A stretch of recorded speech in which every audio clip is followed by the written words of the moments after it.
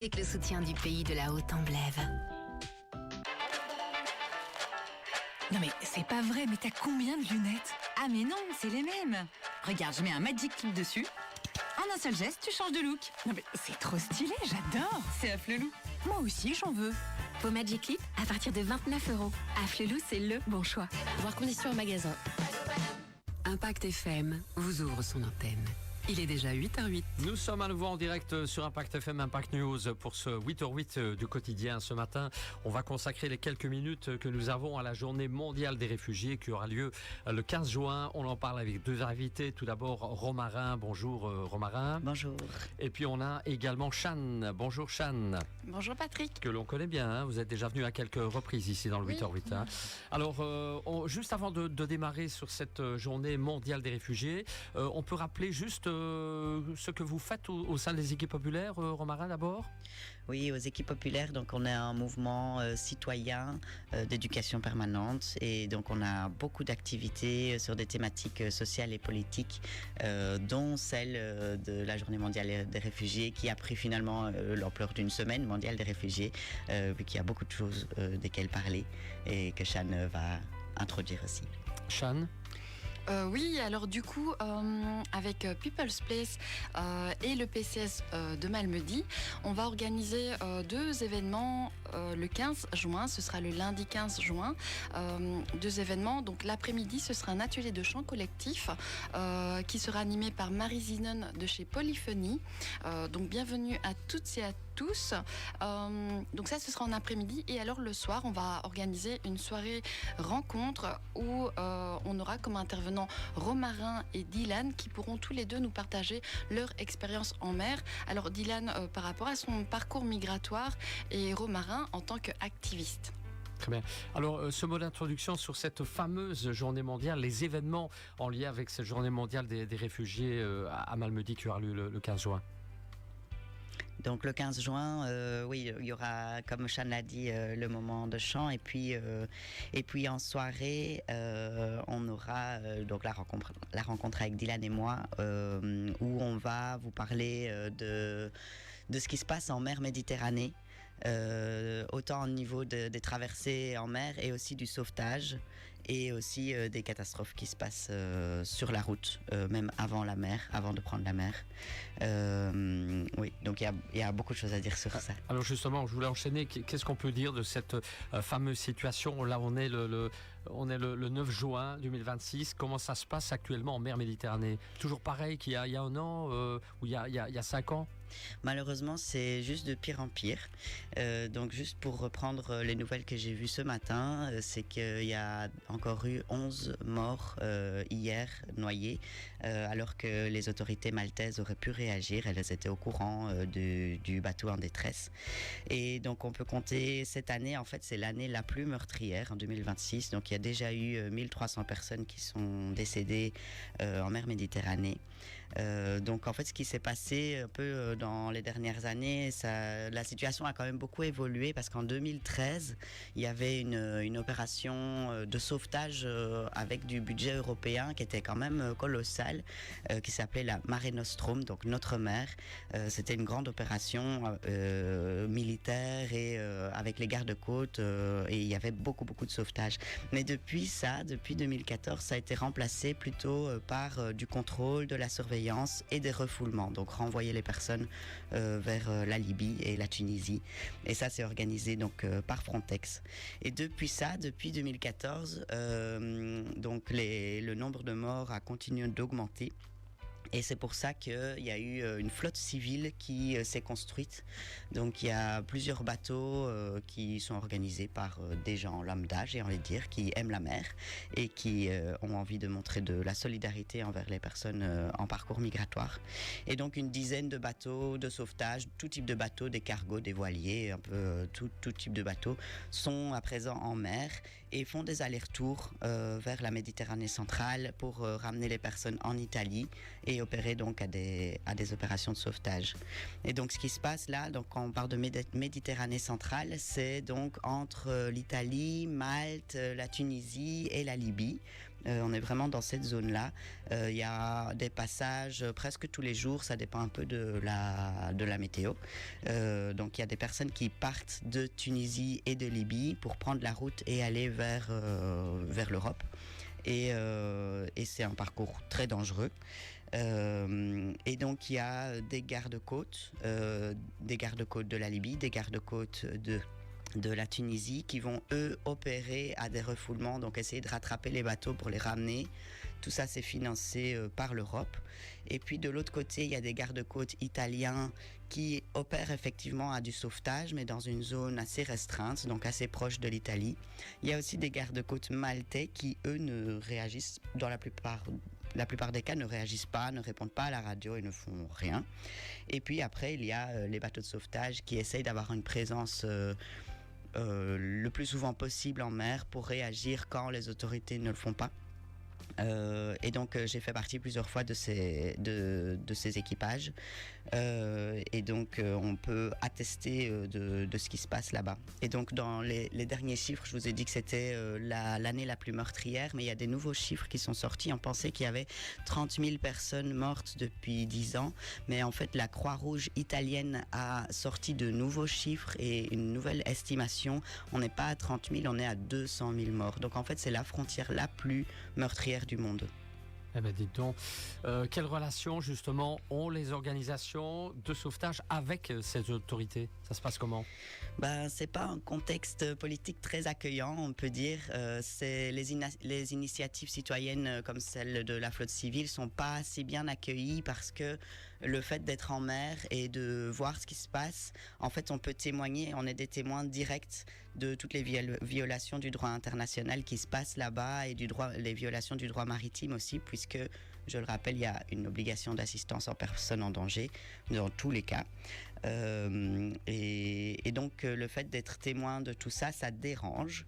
Et donc la politique italienne et européenne a évolué aussi ces dernières années pour criminaliser les bateaux de sauvetage et notamment le décret Piantedosi qui est nouveau depuis 2 ans à peu près, a changé un peu la donne. Donc avant, ce qui se passait, c'est que quand on opérait un sauvetage, les autorités italiennes, nous laissaient dans l'attente avant de nous donner un port de sécurité. Et donc on avait des bateaux de sauvetage qui restaient presque parfois pendant 10 jours en mer sans pouvoir retourner vers la terre. Maintenant, c'est plus comme ça. L'Italie donne directement un port de sécurité, donc on sait directement où aller.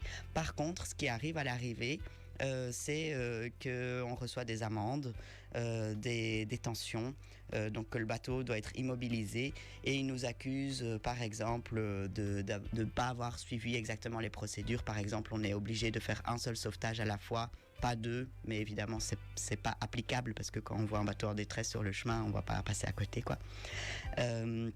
Et donc en ce moment, ce qui se passe, c'est que oui, il y a beaucoup de détentions, beaucoup d'amendes. Ça, c'est du côté italien et européen.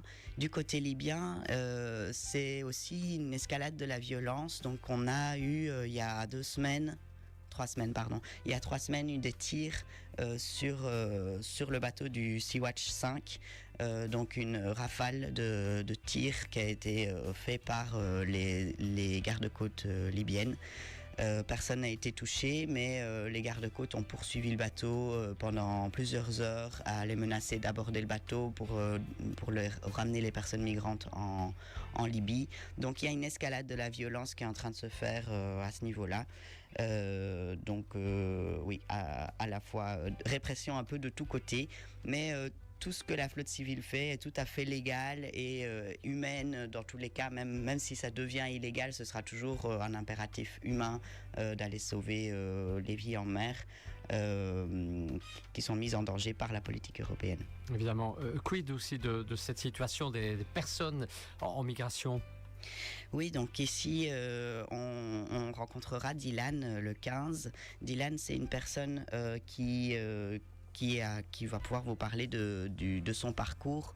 Et quand on entend ce point de vue-là, en fait, on se rend compte que quand il y a la décision de quitter son pays, qui peut être pour différentes raisons, assez vite, on est pris dans un engrenage et une chaîne de trafic d'êtres humains et une chaîne de violence sur tout le parcours. de cette chaîne de laquelle c'est un peu difficile de sortir, puisque une fois qu'on a démarré le trajet, en fait, ça se suit quoi, de pays en pays, et puis on finit par de passer de main en main, quoi, dans des réseaux de passeurs, des réseaux mafieux qui collaborent aussi avec la police, qui collaborent aussi avec des gardes-frontières, et ça fait des boucles avec des enfermements, des tortures, des viols, des demandes de rançon, et ça peut aller très loin. Et des autorités tunisiennes et libyennes sont aussi impliquées dans ces violences-là. Et qui peuvent donc, dans toute cette chaîne, mener à pousser les gens à prendre la mer aussi, alors que c'est un passage vraiment dangereux. Mais comme on dit, quand quelqu'un décide de prendre la mer alors que c'est si dangereux, c'est que la terre est encore plus dangereuse que ça. Et, donc Dylan va nous parler de ça, et aussi de la manière dont on est reçu quand on arrive en Europe, la manière dont on est accueilli ou non accueilli. Et la Belgique aussi a ses méthodes d'accueil, mais aussi énormément de failles. Et Dylan nous présentera aussi Come to Be Family, qui est un collectif d'entraide de personnes LGBTQIA+, et demandeuses d'asile, qui offre du soutien à ces personnes, un accompagnement, et aussi des mises en relation avec des familles ou des colocations qui auraient une chambre libre pour accueillir une personne qui aurait besoin d'un logement. Très bien.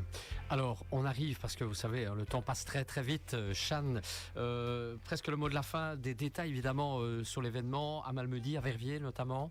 Oui, tout à fait. Donc, si vous voulez en savoir plus, retenez bien la date du lundi 15 juin. Ce sera au Malmundarium, donc pour l'atelier chant, et alors en soirée, la rencontre, le soirée récit, pardon.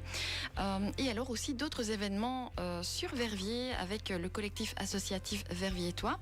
Et donc, ce sera le mercredi 17 juin. Là, ce sera La Voix des Sans-Papiers qui propose une soirée pour mieux connaître le collectif et échanger sur les politiques migratoires et leurs conséquences inhumaines.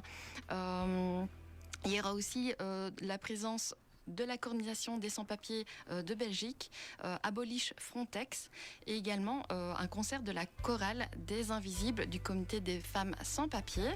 Et alors, pour la journée du samedi 20 juin, là sur la place verte, ce sera de 11 à 16 heures. Là, ce sera une action symbolique en soutien à toutes les personnes qui sont décédées en mer, et pour se commémorer, l'événement. Voilà, différentes choses mises en place pour cette journée spéciale, journée mondiale des réfugiés. Si on veut plus d'infos pratiques, qu'est-ce qu'on fait, Chane? Site, page Facebook? Oui, alors les infos sont visibles sur les pages Facebook de People's Place, du PCS, des équipes populaires, aussi sur le site internet. Voilà. Alors, juste une toute dernière chose avant de se quitter, avant d'arriver les infos de la musique. Romarin, voilà, on était suspendu à vos paroles, vraiment.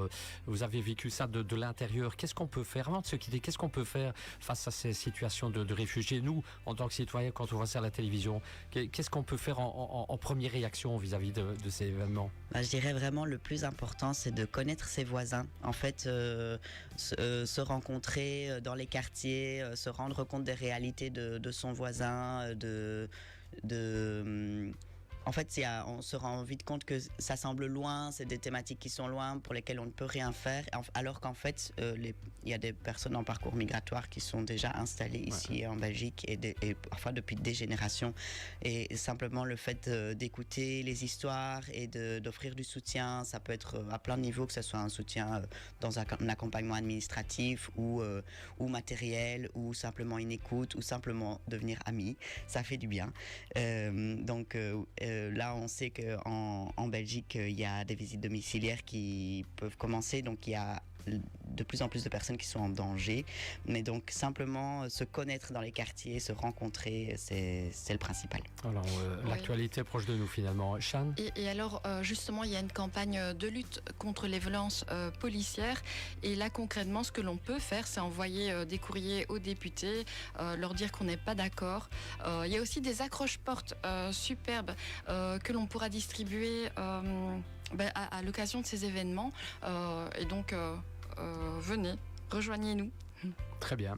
Eh ben voilà, le message est lancé. Un grand merci à vous deux. Bonne continuation dans votre travail. On se retrouve évidemment dans un instant pour l'info et d'autres rendez-vous comme Edith Lambert pour le tour des régions pour la commune de Trois-Ponts à 8h40. On se retrouve après la pub. Litry Confort Malmedy, à côté du Quick, vous offre